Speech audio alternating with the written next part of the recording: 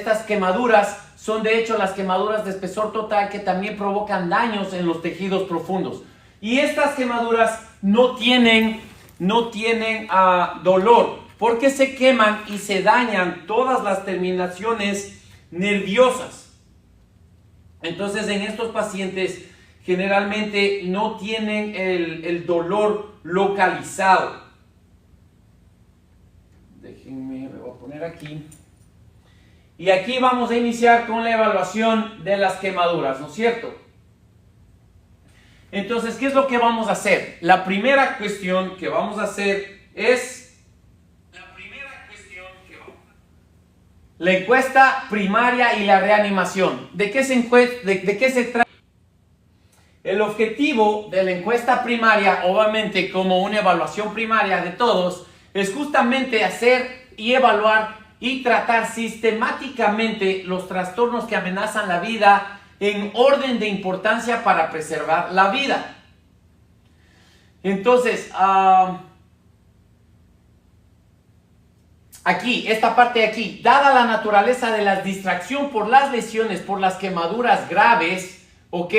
Por las quemaduras graves, el algoritmo primario debe ser recordado cuidadosamente, pero siempre tenemos que ir por nuestro X, A, B, C, D. Acuérdense, señores, ustedes se van a asustar, se ve feo, se ve mal, esta vaina huele feo, pero siempre tenemos que mantener nuestro orden. Miren, X, A, B, C, D, E. No importa qué tan distractora sea la lesión de la quemadura, tenemos que mantener siempre nuestro orden, ¿ok?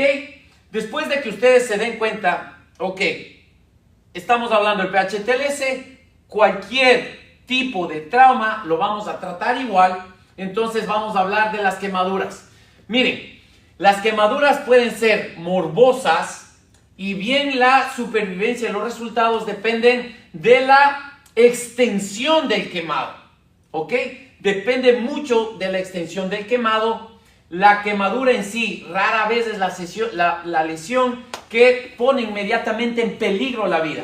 La apariencia general de las quemaduras puede ser dramática y su fuerte olor puede resultar perturbador. Señores, cuando les digo que esto huele feo y se les queda impregnado no solamente en la ropa, sino en la piel, en el pelo, es porque estas quemaduras son terribles. Ok, ahora pasémonos para acá. Ahí estamos. Primero, como ustedes saben, siempre vamos a hacer el X. Ayer estudiamos el X y pues obviamente en quemaduras tenemos que iniciar con el X. Los pacientes quemados son pacientes traumatizados. ¿Ok? Aunque ellos no sufren, aunque yo les enseñé ese video, ¿no es cierto? De un paciente que se lanza desde el segundo piso porque estaba sufriendo quemaduras o estaba quemándose. Puede haber este tipo de lesiones mixtas, pero la mayoría de estos pacientes van a tener solamente quemaduras. No sé si ustedes han tenido o han trabajado en algún tipo de incendio en donde ustedes llegan y está en el segundo piso, en el tercer piso y ya no tienen escape. Los pacientes tienden a tirarse para salvar sus vidas. Entonces ahí es en donde tenemos traumas mezclados con las quemaduras. Pero generalmente van a ser solamente quemaduras. Entonces, las quemaduras son lesiones obvias y a veces intimidantes, pero es vital evaluar otras lesiones internas menos obvias que pueden poner en peligro la vida de manera inminente. Exactamente, como te distrae demasiado por el olor, por la apariencia, tenemos que siempre darle la prioridad a la prioridad. No te olvides de que todo lo que está adentro, el corazón, los pulmones y el cerebro, es lo que va a mantener a nuestro paciente vivo. En un intento de escapar de las quemaduras, los pacientes pueden saltar desde las ventanas de los edificios, elementos de las estructuras en llamas pueden colapsar y caer sobre los pacientes, o el paciente puede quedar atrapado entre los restos de las llamas en accidentes automovilísticos. En todos estos casos, el paciente puede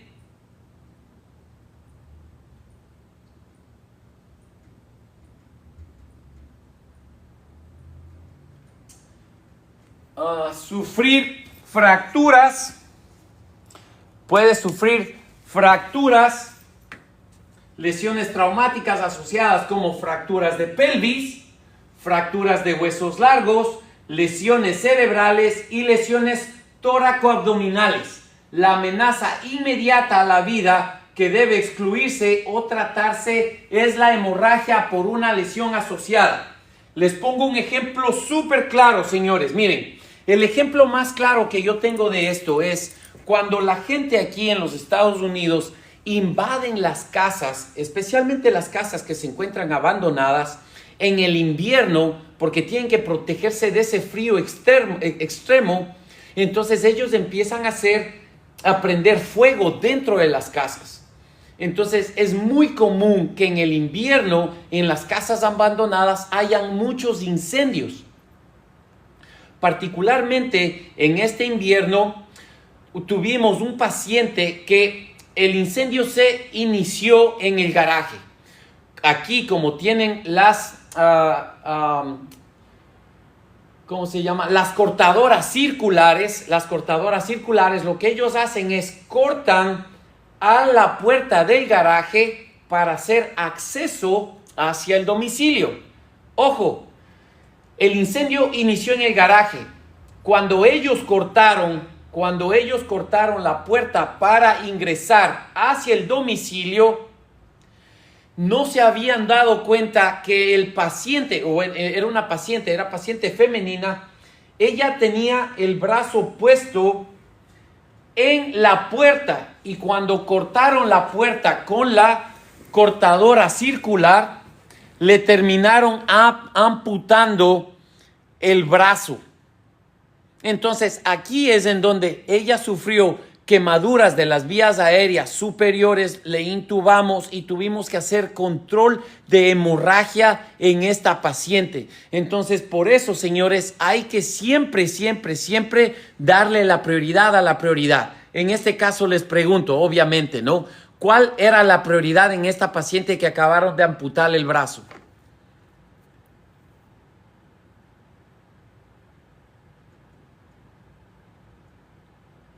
¿Cuál es la prioridad? X, eso, gracias muchachos, eso es justamente lo que estamos haciendo. Tenemos que detener la hemorragia, y una vez que pudimos detener la hemorragia, la paciente tuvimos que intubarle porque podíamos observar cómo tenía dentro de las vías aéreas superiores, la boca y la nariz, tenía todo con la ceniza esta negra que se hace cuando tú respiras el aire demasiado caliente. Entonces, antes de que se me empiece a edematizar demasiado la vía aérea, controlamos la hemorragia, le pusimos un acceso intraóseo y la intubamos inmediatamente. A esa paciente la tuve intubada en menos de 10 minutos después de que la sacaron del fuego. Estuvimos ahí, le pusimos el torniquete, la pusimos en la ambulancia hicimos un DSI, una intubación retardada, y ya le pudimos intubar, y con eso nos fuimos al centro de trauma número 1, con una paciente con quemaduras de la vía aérea superior, un miembro amputado y quemaduras de segundo grado en el brazo y la pierna. Por eso es que les digo, sí señores, puede ser que estos pacientes sean distractores, ¿no es cierto? Hay muchos distractores en estos pacientes, pero nunca podemos perder nuestras prioridades, empezando por X, A, B, C, D. Ojin, exactamente, Ojin, gracias, eso se me olvida, pero ahorita que ando dándoles clases a ustedes, he empezado a mejorar muchísimo el español otra vez de lo que antes daba clases en la universidad de medicina, daba clases en la escuela de policía, en la escuela militar. Mi español era muchísimo más amplio de lo que tengo ahora, pero como ya no lo utilizo mucho, pues ya ahí le vamos dando. Ok, dice, el tratamiento de los pacientes quemados es más difícil cuando existe la preocupación de que puedan sufrir lesiones por humo o cuando la lesión térmica inicial se debe a un incendio en un espacio cerrado. Justo el ejemplo que les acabé de dar, ¿no es cierto? Justo el ejemplo que les acabé de dar. Vamos acá, que es lo más importante. Miren, ahí vamos. La intubación endotraqueal es necesaria para pacientes con dificultad respiratoria aguda, aquellos con un trabajo respiratorio cada vez mayor y aquellos que sufren o han sufrido quemaduras en la cara, cuello, que pueden provocar edema y obstrucción de las vías aéreas. Es imperativo, señores, importantísimo que ustedes le ganen el tiempo al tiempo. No pueden quedarse pensando, ok, de pronto si es que puedo llegar al hospital o no puedo llegar al hospital a tiempo. Ustedes saben que depende muchísimo de persona a persona, va a cambiar. Hay personas que empiezan a edematizarse, a ver ese intercambio, se rompe esa barrera intersticial y empieza a ver ese cambio de fluidos desde la parte vascular hacia el tercer espacio muchísimo más rápida que en otros. Entonces, señores, en esos pacientes ustedes se les va a ir al avión si se demoran demasiado pensando en una intubación. Tenemos que hacerlo inmediatamente. Ahora, miren, vamos a revisar cuáles son los signos y síntomas para que ustedes tengan claros cuándo tenemos que intubar. Los signos de obstrucción inminente, señores, los signos de obstrucción inminente de las vías respiratorias son estridor. ¿Por qué el estridor? Porque tenemos la obstrucción de la vía aérea superior. Ronquera. ¿Por qué? Porque la vía superior se está cerrando. Babeo. ¿Por qué vamos a tener una salivación excesiva? Salivación excesiva. ¿Por qué? Porque ahora tenemos dificultad para tragar. Tenemos dificultad para pasar la saliva porque se te están cerrando las vías aéreas. Las lesiones por inhalación también pueden provocar el hollín. Ahí está, muchachos lindos, qué bacano. El hollín en las vías respiratorias, por lo que un paciente que tose con gran cantidad de esputo negro, ¿cuál esputo? El negro, esputo negro carbonáceo, debe ser monitoreado de cerca para detener compromiso de las vías respiratorias. ¿Nos podrías hablar de la intubación en la secuencia? Ya al final de ver el capítulo les indico cómo la intubación, ¿ok? Continuemos con esto. Señores, más que humidificar la vía aérea, lo que necesitamos es, señores, ventilación y oxigenación. El mantener el oxígeno humidificado no es prioridad en estos pacientes o en ningún paciente en la prehospitalaria. Acuérdense, dentro de la intrahospitalaria sí, porque van a estar por tiempos extendidos con el oxígeno. En la prehospitalaria nuestra prioridad, señores, es ventilación y oxigenación, ¿ok? Sí, podríamos abrir los pulmones con algo de albuterol, ¿no es cierto? Albuterol, salbuterol, Sopenex, ipratropium.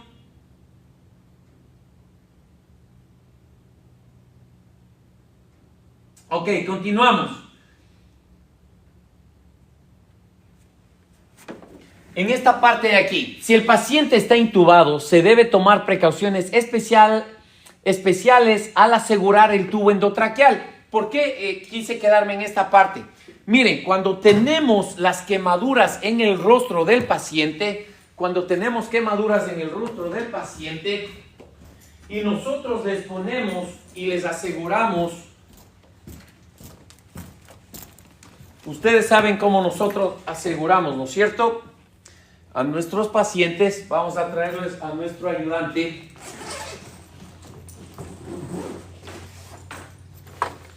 Entonces, una vez que el paciente está intubado, nosotros tenemos que asegurar el tubo con este, es un holder, es un seguro del tubo comercial que va alrededor del rostro. ¿Sí se puede ver? ¿Sí se puede ver? Sí se puede ver. Ok, miren, un ratito. Ahí estamos. Ok, miren. Entonces, si es que nosotros tenemos quemaduras en el rostro y nosotros utilizamos este asegurador comercial del tubo, lo que va a pasar es que en el tiempo del transporte se va a pegar esta parte esponjosa a las quemaduras. ¿Ok? El fijador del tubo, exactamente, gracias, bro. El fijador del tubo se va a pegar en la parte de las quemaduras del rostro. Entonces nosotros, o no nos recomienda, yo creo que es sentido común, pero tú sabes que ahí hay gente que dice que no se improvisa torniquete, entonces puedes creer todas las cosas que pasan en el mundo, que a la gente que va a intubar no utilice este tipo de fijadores del tubo endotraqueal. No podemos utilizar este tipo de fijadores de tubo endotraqueal o ningún otro tipo de fijador comercial. ¿Por qué? Porque en la quemadura, especialmente la de segundo grado, tercer grado, lo que vamos a hacer es que se va a pegar este material, esta parte acolchonada a la quemadura, y cuando tú le vas a sacar, empieza a sacarle con piel y todo, ¿ok? Le va a sacar con piel y todo. Entonces, miren, nosotros tuvimos un paciente, o bueno, una paciente que tuvo quemaduras más o menos del 72% de su cuerpo. Tenía quemado los brazos, los dos brazos y las piernas. Y teníamos que tomar signos vitales. Entonces, a la final del día le habían puesto ¿cómo se llama? El tensiómetro. Le habían puesto el tensiómetro sobre la parte del brazo donde estaba menos quemada. Cuando le sacaron el tensiómetro, entonces se le fue con toda la piel. Señores, una vez que uno ve eso, ya le queda la lesión, ¿no es cierto? Hey, esto de verdad se pega, ¿no es cierto? Esto de verdad se pega, entonces tenemos que evitar. Ahorita les estoy diciendo cuál es el problema y les voy a dar la solución, ¿ok? Así que denme un segundito. Saquémosle a nuestro modelo de aquí. Pero lo importante es que ustedes sepan que hay alternativas para esto. Entonces, vamos a subirles esto otra vez. Eso ahí. Y vamos a ir a ver cuáles son las opciones que tenemos. Dice, el tubo endotraqueal se puede asegurar. Mira, aquí está. El tubo endotraqueal se puede asegurar usando dos cintas umbilicales o trozos de tubo intravenoso enrollado alrededor de la cabeza. Una pieza debe colocarse sobre la oreja y la segunda debajo de la oreja. Ahorita le vamos a ver. Aquí está la primera opción, utilizando las cintas que nosotros utilizamos. Si ven, estas son unas cintas de gasa enrolladas, y acá tenemos las que están utilizando. Esta es, si ven, ese es el tubo del oxígeno donde le están asegurando. Entonces, estas son las dos opciones. ¿Por qué estamos tomando esta opción? porque va a tomar menos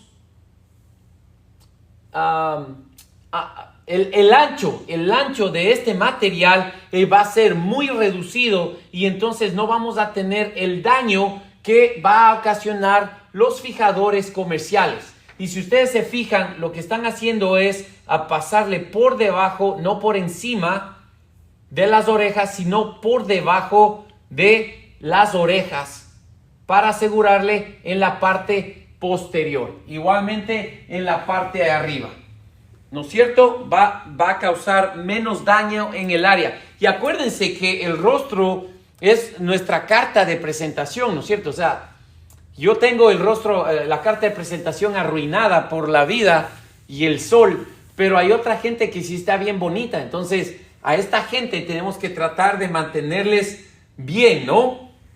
Es menos invasivo, exactamente. Es menos invasivo, más que todo, el ancho, el espesor del material que se está usando es súper pequeño, reducido, para disminuir el daño en el caso de que vaya a pegarse contra la piel, ¿no? En el caso de que vaya a pegarse contra la piel. Yo me acuerdo, señores, que en Ecuador, como no teníamos fijadores comerciales, nosotros utilizábamos esta gasa, la enrollábamos así, hasta que empezamos a utilizar el esparadrapo, la cinta adhesiva blanca, que la cortábamos en trozos largos y las poníamos alrededor, y solamente asegurábamos, dejábamos la parte de la goma, que la pegábamos al tubo y la poníamos por detrás de la cabeza, y así asegurábamos el tubo endotraqueal. ¿Por qué? Teníamos que asegurar el tubo sí o sí, pero como no contábamos con fijadores comerciales, teníamos que improvisar. Y como somos unos duros en el tercer mundo para improvisar, les dejamos locos a los gringos. Entonces eso funcionaba súper bien, súper bien. Inclusive en las unidades de cuidados intensivos y del hospital, inclusive en las unidades de cuidados intensivos y del hospital, dentro se trata M, dice. No sé qué dice, no, Hugo. Ok, bueno, así es como improvisábamos. ¿Aún se hace eso? Ya ven, hasta ahora se hace eso. Sí, hasta ahora se hace eso. Falla de internet. Oh, no sirve el internet. Oh, ok. Ok, muchachos, listo. Entonces, ahora acabamos de ver la vía aérea, ¿no es cierto? Vimos respiraciones.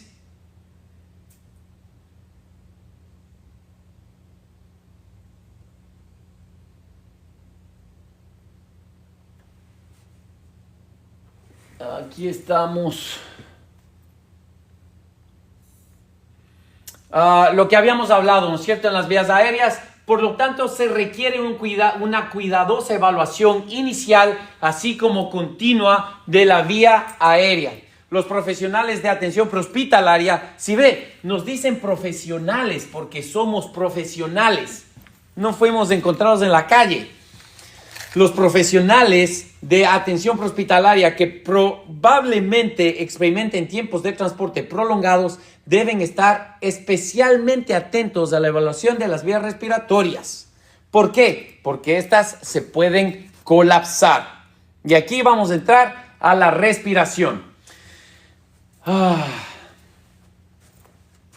Ya sabemos que la respiración en trauma puede haberse afectada por un sinnúmero de fracturas, puede haber neumotórax o otras heridas torácicas cerradas o abiertas. En el caso de la quemadura hay algo súper especial. Aquí vamos a tener la quemadura circunferencial. Señores, la quemadura circunferencial de la pared torácica, la distensibilidad de la pared torácica disminuye progresivamente hasta el punto que prohíbe la capacidad del paciente para mover el aire. Esto pasa cuando el efecto chicharrón, ¿no es cierto? Cuando tú tienes ese efecto chicharrón y tienes la quemadura a nivel circular, empieza a ponerse cada vez más duro. Y cada vez que se empieza a poner más duro, tú ya no tienes esa expansión. Tú no puedes empezar a respirar normal, sino que se empieza a limitar la ventilación. Por eso es que aquí, cuando estábamos hablando de las respiraciones, te dice que tienes que poner mucha atención a las ventilaciones, a la respiración de este paciente. Sí, por fin nos reconocen. Dice, en este caso se debe realizar escarotomías inmediatas de la pared torácica y se debe trasladar al paciente al hospital más cercano con capacidad quirúrgica. Miren, nuevamente, este es el libro para profesionales y por eso es que te recomienda que hagas procedimientos, que tú hagas procedimientos que va a salvar la vida. Nuevamente, señores, si nosotros vemos que este paciente empieza a tener ventilaciones que están comprometiendo la vida, o sea, que ya no puede ventilar, que ya no puede respirar, aunque tú le estés dando asistencia positiva con el BBM y el tórax ya no se está expandiendo, lo único que le va a salvar a este paciente es que nosotros podamos hacer los cortes laterales, que nosotros podamos hacer cortes a nivel lateral para poder empezar a dejar que se vuelva a expandir el tórax, ¿ok? Eso es lo que necesitamos hacer para poder mantener a estos pacientes respirando. ¡Hey, gracias por el corazoncito! Ok, dice, en este caso se debe realizar las escarotomías, ¿ok? Escarotomías inmediatamente en las paredes torácicas. Obviamente a este paciente no le vamos a llevar a un centro de salud. Tenemos que llevarle a un hospital de trauma nivel 2, si es que se puede, o a un nivel 1, que es la preferencia, ¿no es cierto? Mínimo nivel 2. Si es que no tienen un nivel 2, señores, les toca ir a un nivel 3. Pero por favor, no asomen con este paciente a un centro de salud. Hay un video, me parece que es de México, donde los paramédicos no le hicieron nada a una paciente y el médico le empieza a decir que empiezan a discutir entre ellos, ¿no? Y yo le doy la razón al médico y también le doy la razón a la paramédico, porque, o sea, si yo como paramédico le voy a llevar a un centro de salud, por lo menos le voy a llevar con algún tipo de atención y no solamente a la paciente moribunda puesta en una tabla. Eso no es medicina, señores, eso no es medicina. Hacer de taxi, hacer de Uber a un paciente que se está muriendo en la calle, ponerle en una tabla y llevarle al centro de salud más cercano. Eso no es medicina prehospitalaria. Y obviamente yo entiendo al médico que, claro, vienen y le botan al muerto sabiendo que ellos están en la ambulancia y pueden ir un poco más lejos y llevarle a un centro de salud más apropiado, ¿no? Pero hay gente que no se atreve a seguir caminando más con pacientes así porque se les va a morir en la ambulancia. ¿Saben por qué se les va a morir? Primero, porque no cuidan los sangrados, la X. Segundo, no saben cómo abrir las vías aéreas. Tercero, no saben cómo ventilar. Estos tres son los que van a matar a los pacientes. Y la gente que no sabe hacer su trabajo, se les va a morir. Se hacen camilleros, exactamente. Y estos camilleros son los que utilizan Stop the Bleed. No, mentira. Ok, miren. Si ya se ha excluido un neumotórax, ya dejándose de bromas, ni siquiera saben utilizar el Stop the Bleed, que es para la ciudadanía. Es increíble que no saben. Y no es culpa de las compañías, porque a ese punto también las compañías tienen responsabilidad de capacitarse. Pero señores, ahora en la tecnología de hoy, tú puedes coger un TikTok, seguirme a mí y aprender. No me sigas a mí, síguele a otro. Pero tú puedes aprender mucho todos los días acerca de tu trabajo si tú realmente quieres aprender. Pero no, señores, prefieren hacer otras cosas y no aprender. Así que, bueno, eso es tema de otro día. Estamos hablando de quemaduras. Si ya se ha excluido un neumotórax, importantísimo, ¿no es cierto? Porque ¿por qué no estamos pudiendo, por qué no podemos ventilar a este paciente? Es porque tuvo un neumotórax. Si ya descartamos que es un neumotórax, entonces de seguro es porque la quemadura circular en el pecho se está poniendo dura. Entonces ahí es en donde tenemos que hacer estas escarotomías para poder ventilar, señores, ¿ok? Para ventilar. Calma, calma, que no vaya el cúnico. Ok, vámonos a la circulación. Bueno, aquí les va a explicar qué es la... Uy.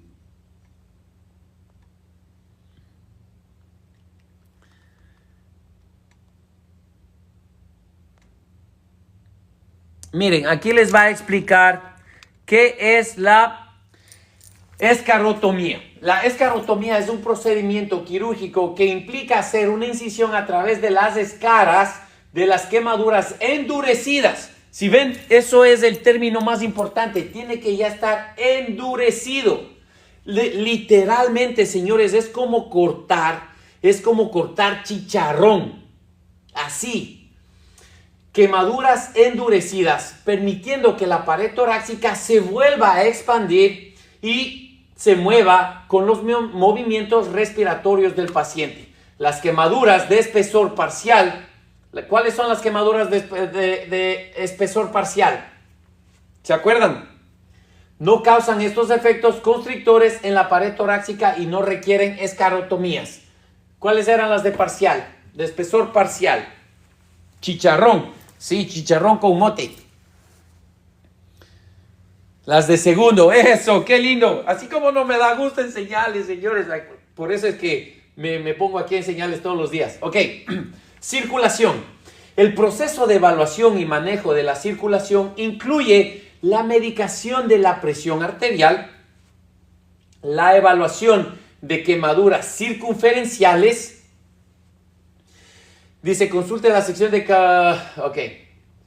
Y el establecimiento de catéteres intravenosos. Ok, miren, haciendo entre comillas aquí dice, quemaduras circunferenciales. Recuerden que estas quemaduras circunferenciales pueden ser en cualquier parte del cuerpo, no solamente en el tórax, puede ser también en el brazo.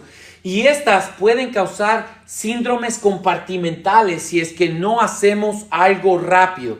Generalmente esto se demora tiempo. Aquí en los Estados Unidos, donde nosotros trabajamos, el traslado puede ser de entre 30 minutos a 1 hora, dependiendo qué tan lejos tú estés de un centro de salud apropiado. Estamos hablando de un centro de trauma 1 o 2. Entonces, dentro de 1 hora todavía tú puedes empezar a ver el inicio de estas quemaduras circunferenciales. Pero entre los 15 minutos y los 30 minutos nosotros realmente no vemos esto. Pero cuando estaba en Ecuador, señores, esto sí se veía porque estábamos a 45 minutos del hospital de trauma número 1. El único que atendía quemaduras ahí en ese entonces era el Eugenio Espejo, ¿no? Uy, estamos medios chuecos aquí. Eso, ahí estamos. Ok. Dice, la medicación precisa de la presión arterial se vuelve difícil o imposible con las quemaduras en las extremidades. Y si se puede obtener una presión arterial, si ve la presión arterial, es posible que no refleje correctamente la presión arterial sistémica debido a las quemaduras de espesor total. Las de espesor total eran ¿cuáles? Las de tercero. Y el edema de las extremidades. Incluso el paciente tiene una presión arterial adecuada, la perfusión del miembro distal puede verse críticamente reducida debido a esas lesiones. ¿Ok? Exactamente. Debido a esas lesiones. Entonces, por eso tenemos que ponerle mucha atención. Porque de pronto esas presiones que estamos tomando o obteniendo no son realmente las presiones reales, sino lo que está pasando dentro de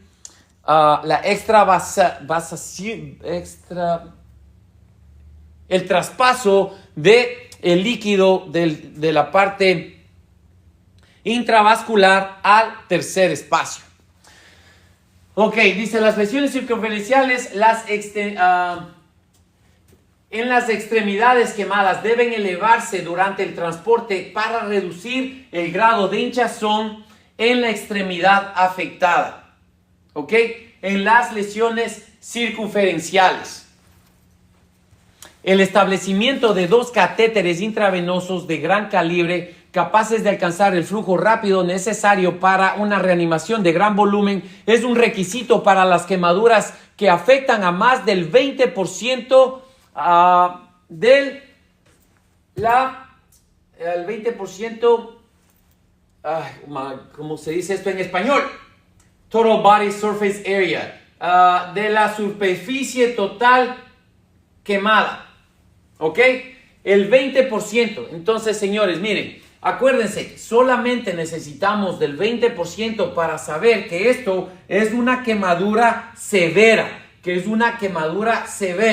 Por eso te está diciendo que por lo menos tengas 2 accesos intravenosos. ¿Ok? Dice, sin embargo, la colocación a través de la quemadura es apropiada si no hay sitios alternativos disponibles. Cuando el catéter se coloca dentro o cerca de una quemadura, se debe tomar medidas especiales para garantizar que el catéter no se desaloje inadvertidamente. O sea, en otras palabras, miren, no sé si ustedes han tenido la oportunidad de tratar de empezar los accesos intravenosos en pacientes que tienen quemaduras, especialmente las de segundo y las de tercer grado, en los brazos, ¿no es cierto?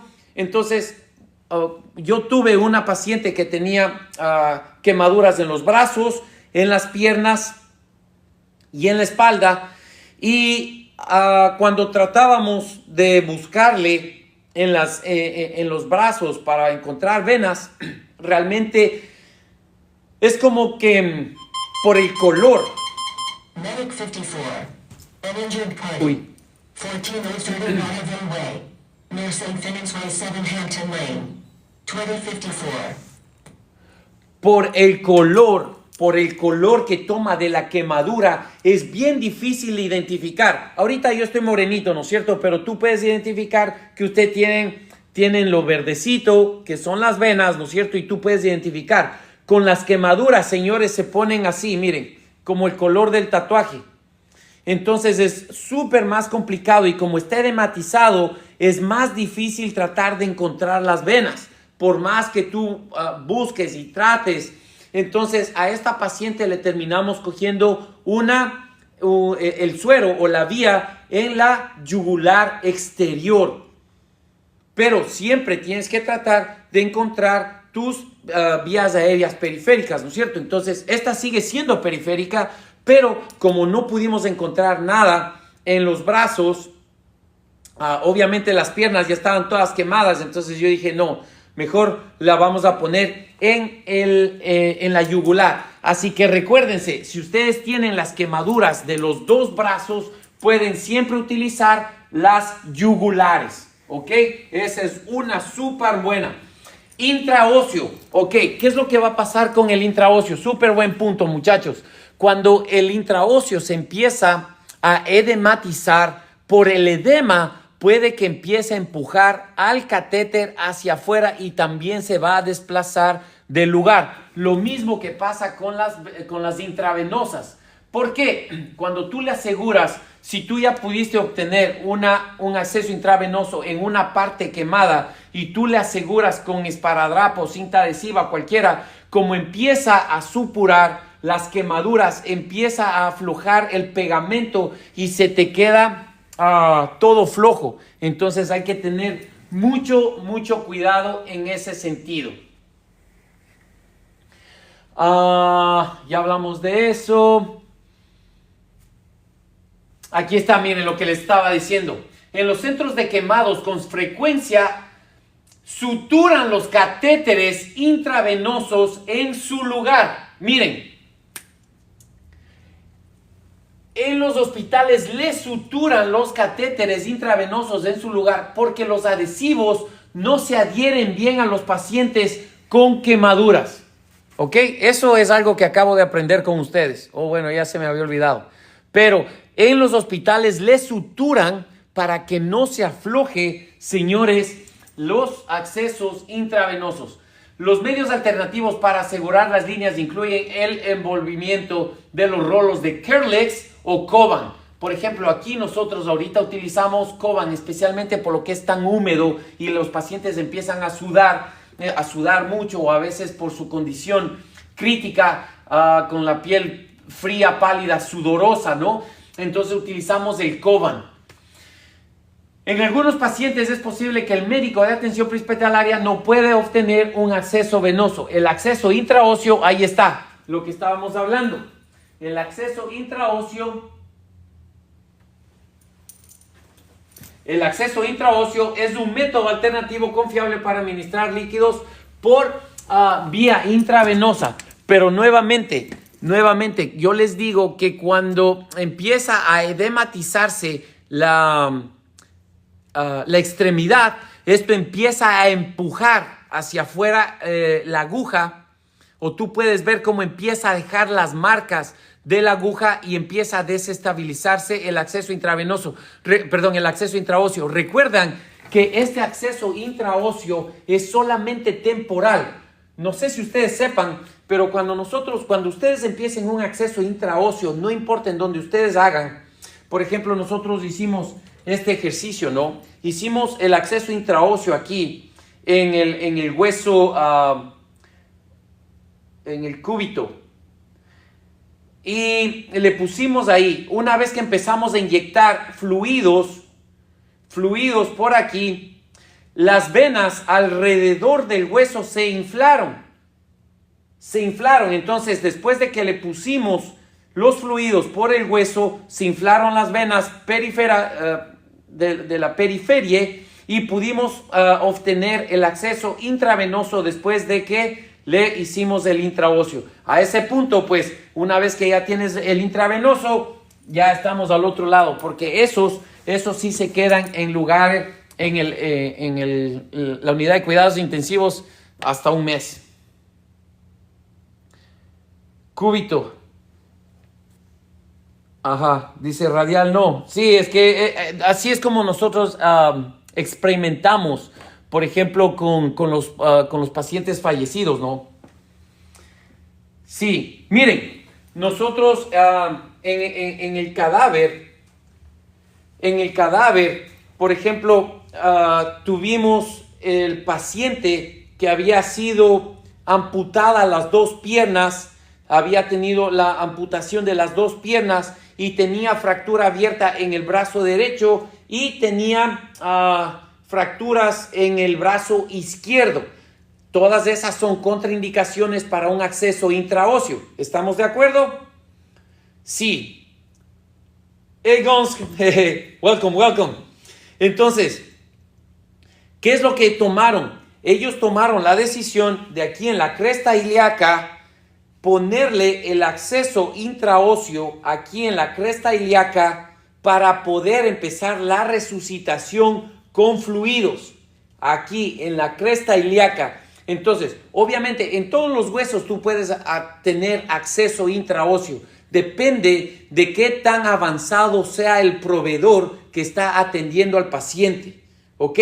Entonces ahí fue que le pusieron el acceso intraóseo aquí y así fue como le pudieron empezar a dar sangre y fluidos a estos pacientes. Lo importante es que ustedes sepan, señor, que en cualquier hueso del cuerpo se puede poner un acceso intraóseo. Ahora que comercialmente nos indican en dónde lo tenemos que hacer, es diferente, pero para su conocimiento les dejo saber que en cualquier hueso del cuerpo podemos obtener un acceso intraóseo. Dice, está contraindicada la máscara laringea en quemaduras de la vía aérea. Señores, el problema de la máscara laringea es que no es una vía aérea definitiva. Entonces, ¿qué es lo que va a pasar? Miren, traigámosle a nuestro modelo. Si nosotros sabemos que tenemos la quemadura de las vías aéreas y se está inflamando dentro y yo voy y le pongo un dispositivo supraglótico, ahorita está bien posicionado y yo puedo ventilar a mi paciente. Pero mientras más se va edematizando la vía aérea, va a empezar a empujar más y más hacia afuera a este dispositivo. Entonces, este dispositivo al inicio nos va a servir, pero ya después, mientras va edematizándose, mientras se va cerrando la vía aérea, la va a ir empujando cada vez más hasta que termine afuera y la vía aérea termina cerrándose. Espero que quede más entendible en esta forma visual. Entonces, cuando esto pasa, nos queda por hacer una cricotirotomía, esperando que por debajo de la membrana cricoidea no haya edematización para abajo para poder ingresar con un tubo. Porque si la edematización está hasta las vías aéreas ya inferiores, entonces ese paciente pues se murió. Ya no solamente la cricotirotomía, sino que le van a tener que hacer una traqueostomía, y en esta traqueostomía tratar de llegar hacia uno de los pulmones. ¿Capichi? Entonces sí está contraindicado porque no te va a asegurar la vía aérea, y ese es el motivo por el cual no podríamos hacer eso.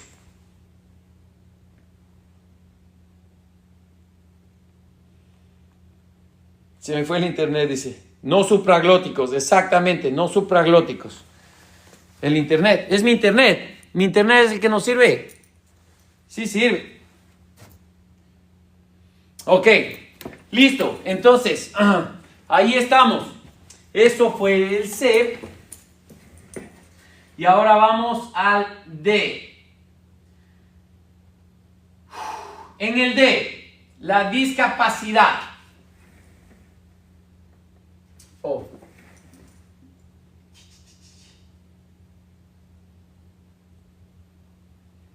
Ya, ahí estamos. ¿Sí se ve, no? Externo, discapacidad. Ahí está, discapacidad. Entonces, en la discapacidad, la letra D, una fuente de discapacidad neurológica potencialmente mortal que es exclusiva de las víctimas de quemaduras es el efecto de las toxinas inhaladas, como el monóxido de carbono y el gas cianuro de hidrógeno. Estas toxinas pueden producir asfixia, obviamente. ¿Por qué? Porque ustedes saben que el monóxido de carbono tiene una afinidad 200 veces más potente que el mismo oxígeno, ¿no es cierto? Entonces dice, evalúe al paciente para detectar déficits neurológicos y motores como lo haría con cualquier otro paciente con traumatismo. Identifique y entablille las fracturas de los huesos largos después de aplicar una sábana limpia o vendar si las extremidades están quemadas. Establezca una restricción del movimiento de la columna si sospecha de una posible lesión de columna. ¿Ok? Obviamente, señores, si nosotros no hemos podido cuidar del X, del A, del B o del C, esto nos vale padres, ¿no es cierto? Esto nos vale padres. Porque nuestra prioridad es mantener a nuestro paciente ventilado, oxigenado y con control del dolor, ¿no es cierto? En la C de circulación, dándole reanimación con los fluidos. ¿Listo? Dice... De hecho, la intoxicación por monóxido de carbono se puede obtener con un SpO2. Oh, sí, miren, súper bueno, dice el HTP. Miren, cuando ustedes tienen solamente el saturador de oxígeno regular, te va a dar una lectura del 100% o del 99% porque realmente piensa que es oxígeno, pero no es oxígeno, es el monóxido de carbono. Por eso... Bueno, aquí, por ejemplo, cuando tenemos pacientes que sospechamos que haya una intoxicación de monóxido de carbono, nosotros les ponemos los monitores que se ven igualitos, sino que tienen otro color, pero nos va a dar la lectura no solamente de la saturación de oxígeno, sino de la saturación del monóxido de carbono también. Entonces podemos, es del oxímetro de pulso, exactamente, del oxímetro de pulso, podemos utilizar este oxímetro de pulso y nos va a dar la lectura de cuánto está el nivel del monóxido de carbono y cuánto está el nivel del oxímetro de pulso, del oxígeno, ¿no? Del oxígeno. Ok, dice exponer y el entorno. Llegamos al E. La siguiente prioridad es exponer al paciente por completo. Eso ya no es novedad, ¿no es cierto? Siempre lo hacemos. Todas las joyas deben de retirarse. Esto es súper importante, señores. Esto es súper importante. Miren, yo tuve una viejita. Esto pasó en un hotel. La viejita se estaba bañando y le dio un stroke, le dio un accidente cerebrovascular cuando se estaba bañando en la tina y había dejado la llave del agua abierta y estaba cayendo el agua. Ya ven que a las mujeres les gusta bañarse con lava, ¿no es cierto? Entonces la viejita le dio este stroke más o menos 12 horas antes de que se dieran cuenta de que la paciente o alguien reportó de que hay agua que estaba liqueando ya o que estaba goteando en el departamento. Entonces esta paciente golpearon, fueron y escucharon que se estaba yendo el agua, se seguía yendo el agua. Cuando llegamos, la paciente literalmente se estaba desliendo porque las mujeres se bañan en lava y con el agua tan caliente la paciente se estuvo cocinando por 12 horas. Entonces cuando llegamos, obviamente la paciente estaba fallecida, pero de las joyas, de los anillos que la señora tenía, y no tenía un reloj, sino como una pulsera, tenía como una pulsera, y los anillos de la edematización se le había incrustado en la piel. Se le había incrustado en la piel. Exactamente, quedó como, yo diría no como caldo de pollo, sino como caldo de concha. Caldo de concha. Bueno, ustedes entienden el chiste. Para el buen entendedor, poca palabra. Ok. Entonces, por eso que es importantísimo en los pacientes quemados que le hagan, le saquen las joyas, ¿no? Le saquen las joyas. Dice, en causa de traumatismos mecánicos, se retira toda la ropa del paciente para identificar lesiones que podrían quedar ocultas por la ropa. Eso es, señores, de conocimiento general. Hasta los que hablan del stop the bleed saben esa vaina. En una víctima de quemaduras, miren, en una víctima de quemaduras, quitarle la ropa puede tener potencialmente un beneficio terapéutico. La ropa y las joyas pueden retener el calor, lo que puede significar daño al paciente. Especialmente, aquí está, justo les iba a decir, especialmente en las quemaduras químicas, señores, especialmente en las quemaduras químicas, tenemos que retirar la ropa y tenemos que hacer el barrido si es que el químico con el que se estaban quemando es sólido. Entonces, ¿por qué? Porque si ustedes se atreven a llevar a estos pacientes con esta ropa dentro de la sala de emergencia, ¿qué creen que va a pasar? Ya hablamos ayer, pero podemos volver a hablar. Amén. El día anterior hablamos. Ey, de nada, mi hermano. Ok, entonces, ¿qué creen que va a pasar si ustedes llevan a este paciente con agentes químicos, especialmente sólidos, a la sala de emergencia? Van a contaminar, exactamente, Anabel, tú tienes toda la razón, van a contaminar tu ambulancia y después toda la sala de emergencias. Entonces, pues hay que hacer una evacuación de la sala de emergencia porque algún gil que no sabía cómo atender la emergencia llevó a un paciente contaminado hacia la sala de emergencia. Entonces, importantísimo, que el exponer aquí no es solamente el sacarle la ropa porque tú eres un buen paramédico. Tiene el sentido de que tú tienes que retirar toda la sustancia contaminante del paciente, y si tú tienes pues líquidos o cualquier cosa para descontaminarlo, entonces lo tienes que descontaminar en la escena. Generalmente para este tipo de emergencias nosotros llamamos al equipo de hazmat, para que se le haga la descontaminación. Si el paciente está estable, pero si el paciente no está estable, afuera del hospital de nivel trauma 2 y nivel de trauma 1 tienen un cuarto de descontaminación. Y entonces vamos directo a ese cuarto de descontaminación. Mientras los están descontaminando, seguimos ventilando, seguimos manteniendo el paciente oxigenado, seguimos resucitando al paciente. Entonces no perdemos tiempo. Exactamente, muchachos. Listo. Entonces, por último,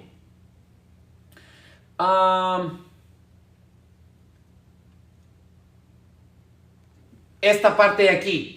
Este químico no solamente va a causar lesiones al paciente, sino también al médico de atención prehospitalaria. Cualquier ropa que huele a producto químico debe manipularse con mucha precaución, señores, con muchísima precaución en la prehospitalaria. Y por favor, no se lleven. Señores, si ustedes le cortaron el pantalón cacado, eso también es material químico contaminante y que huele feísimo. No metan en una funda y lleven en la ambulancia para dejarle con el paciente. Boten esa caca, se puede hacer más de eso. Esa ropa ya no sirve, déjenla afuera, ¿ok? No sean malitos. Yo dejo botando, todo eso dejo botando. El otro día tuvimos este paciente, oh my gosh. Este paciente, bro, que estaba con una debilidad general y estaba chumadito y el hombre se cacó, se meó, estaba todo embarrado desde el cuello, las piernas, todo. Entonces, ustedes saben, yo saco la maldita, pin, y le cortamos. No la mía, sino la de la ambulancia, le cortamos todo. Pero se va con, ya solamente con el popó que está embarrado en su cuerpo. Pero toda la ropa que estaba llena de popó y toda esa vaina, los zapatos y todo, señores, todo eso se deja ahí en la escena. Ahí dejamos de recuerdo. Así que hagan el favor, háganle ese favor al hospital y a ustedes mismos. Yo a esa vaina no le entro ni fregando. Ok, ya para ir terminando con la evaluación primaria. Dice que especialmente, ¿no? Por lo que hay muchos fluidos en este tipo de pacientes, siempre tenemos que incluir la protección para los ojos de los paramédicos. Fluidos en este tipo de pacientes, siempre tenemos que incluir la protección para los ojos de los paramédicos. Controlar la temperatura ambiental es fundamental. Este era el último punto con el que vamos a terminar. La temperatura, ¿por qué? Como el paciente perdió la capa protectora, que es la que mantiene la temperatura interna y externa bajo control, entonces ahora tenemos que darle esta ayuda extra. Y cuando vamos a mantener al paciente y lo vamos a cubrir con una manta, señores, esta manta tiene que ser estéril. Y todo lo que hagamos y tratemos de hacer con estos pacientes, tenemos que tratarlo de hacer en una forma estéril. ¿Ok? Llamamos al escuadrón de la muerte. Entonces, mantengamos al paciente lo más estéril posible y mantengamos el ambiente de la ambulancia. Por ejemplo, si es invierno y yo estoy sudando, ¿no es cierto? Porque tengo el aire prendido, tengo que yo seguir teniendo la calefacción prendida para que mi paciente, que tengo el aire prendido, tengo que yo seguir teniendo la calefacción prendida para que mi paciente pueda mantenerse en un ambiente agradable. A ese punto a mí me está sudando todo, pero yo soy el que está saludable.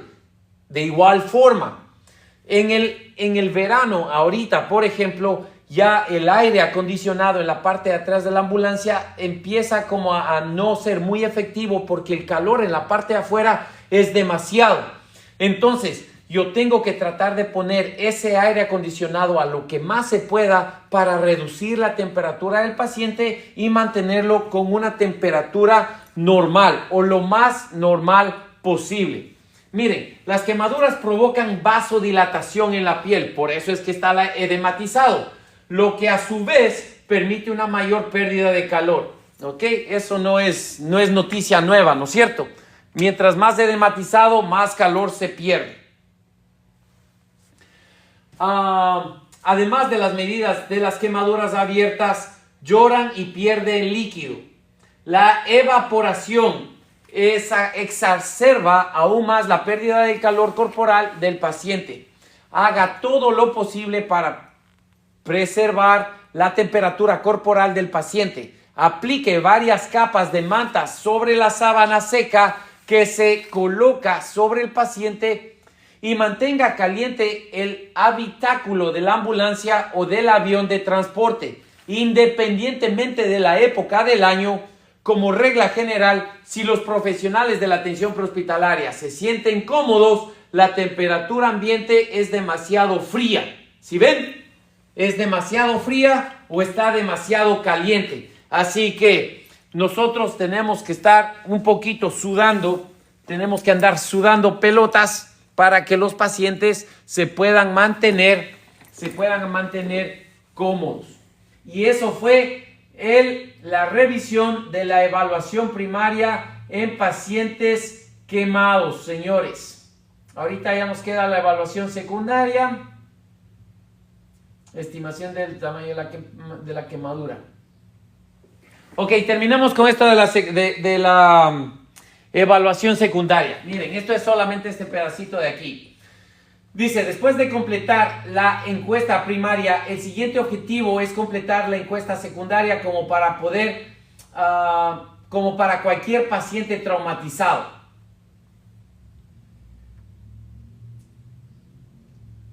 Es necesario en esta parte de aquí. Como se indicó, si bien la apariencia de las quemaduras pueden ser dramáticas, estas heridas generalmente no ponen en peligro la vida inminente del paciente. Lo que sí va a poner en peligro es la inestabilidad hemodinámica de lo que está sucediendo dentro del sistema, que es el intercambio de fluidos, que es la hipotensión y el shock hipotensivo y el shock distributivo, ¿no? Entonces a eso es a lo que nosotros le tenemos que poner atención. Acá está. Si el tiempo del transporte hasta la instalación más cercana es inferior a 60 minutos, entonces no se debe trasladar, retrasar el transporte para acceder. Si es que el transporte es de menos de 60 minutos, entonces no se debe retrasar el transporte, ¿no es cierto? Si se establece un acceso intravenoso, entonces se debe infundir solución lactato de Ringer. Aquí está donde dice que se prefiere el lactato de Ringer sobre la solución salina. Se debe dar solución de lactato de Ringer a un ritmo que depende del tamaño de la quemadura. Se puede utilizar la regla del 10 del Instituto de Investigación Quirúrgica del Ejército de Estados Unidos para esta tasa de líquido inicial que se analiza más adelante. En general, el tamaño de las quemaduras debe multiplicarse por 10 para obtener la tasa de líquido inicial. ¿Ok? Esta es, yo creo, una de las más fáciles, ¿no es cierto? Esto es una de las más fáciles porque revisamos la fórmula de Parkland, la fórmula revisada de Parkland, y ahí tienes que hacer muchos números. En cambio aquí tú ya tienes un porcentaje estimado de la quemadura y la multiplicas por 10 y eso es lo que le vamos a dar a nuestro paciente. Lleguemos a los 100,000, no sean malitos. Ya mismo terminamos. Prevenir la hipotermia, así es. se puede utilizar la guía Sikimi para identificar el producto de la quemadura. Sí, señores, para eso nosotros utilizamos el libro naranja y obviamente llamamos al equipo Hazmat para que ellos se hagan cargo de eso. Pero como ustedes son bomberos, algunos de ustedes, pues ustedes tienen que llamar a los compañeros para que les ayude con esa materia, ¿no es cierto? Entonces, miren, aquí les pone un ejemplo. Dice, en general, el tamaño de la quemadura debe multiplicarse por 10 para obtener la tasa de líquido inicial. Entonces, en un adulto de peso promedio, un paciente con 30% de la quemadura total de la superficie debería recibir 300 mililitros por hora. 300 mililitros por hora. Un paciente de 40% tiene que recibir 400 mililitros por hora. Y un paciente con el 50% obviamente 500. Los niños mayores de 5 años deben recibir de 100 a 250 mililitros por hora, según el tamaño de la quemadura y el tamaño del niño. Ok, en otras palabras, para que no se rompan las cabezas y empiecen así, no, yo prefiero llevarme al chumadito que está cacado. Ahorita están, no, yo no quiero hacer números, mejor me llevo al cacado. Ok, no, esto es facilito, ok, esto es facilito. Elvers, buenas noches. Esto es facilito, miren, digamos, el paciente que hicimos el ejercicio hace 2 días, ¿no es cierto? Tenía 25, exactamente, tenía el 25% de quemadura. Por 10 van a ser 250 mililitros que le vamos a pasar en 1 hora. Pero eso va a ser demasiado poquito, ¿ok? Entonces aquí es en donde entra tu criterio como paramédico, como profesional. Por eso esto es para profesionales. Entonces, si yo sé que mi paciente tiene una quemadura de 25% y lo mínimo que va a necesitar son 250, yo le puedo dar unos 500 en mi traslado. ¿Le puedes dar más? Obviamente le puedes dar más. Pero lo que te está dando aquí es los números mínimos que necesitamos para entregar a nuestros pacientes. ¿Ok? Sí, señor. Sí, Jimena. Sí, Jimenita. Mire, eso es lo que le estoy diciendo. Esto es solamente para obtener cuánto sería lo mínimo que le deberíamos dar a un paciente en 1 hora. En 1 hora. Así que si ustedes le dan 250 en su traslado de 15 minutos o 20 minutos, lo hicieron súper bien. Pero si le dan 500, también están bien, porque estos pacientes van a empezar a perder, acuérdense, proteínas, electrolitos, plasma. Estos pacientes van a necesitar muchísimo el reemplazar todo este líquido que se va perdiendo. Así que lo único que te está diciendo estos gringuitos aquí es que, mira, si tu paciente tiene el 10% de quemadura, entonces por 10 va a ser 100. Lo mínimo que por favor le pases a este paciente va a ser 100 mililitros. En cambio, si tu paciente tiene un 50% de quemadura, este paciente lo vamos a dar como mínimo 500. Pero yo sé que si este paciente tiene 50%, este desgraciado por lo menos va a necesitar unos 2000. Por lo menos. ¿No es cierto? Entonces, lo mínimo que le vamos a dar, de acuerdo a este estudio, va a ser de 500. Para que les quede clarito, muchachos, ¿ok? Sí les quedó claro.